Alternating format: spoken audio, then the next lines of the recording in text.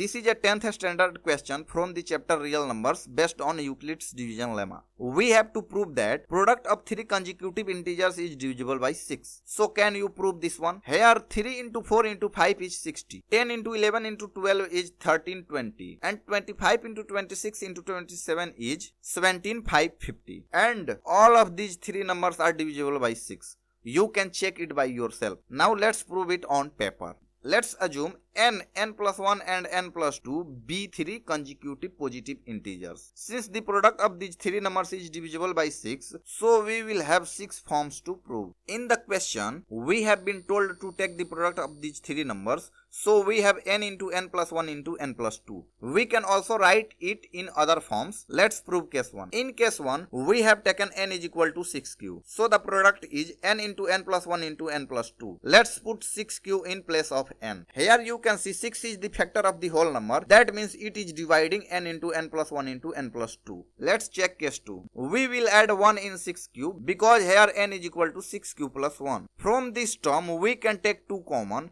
And from this term we can take 3 common. Now 2 into 3 is 6, which is dividing the whole product.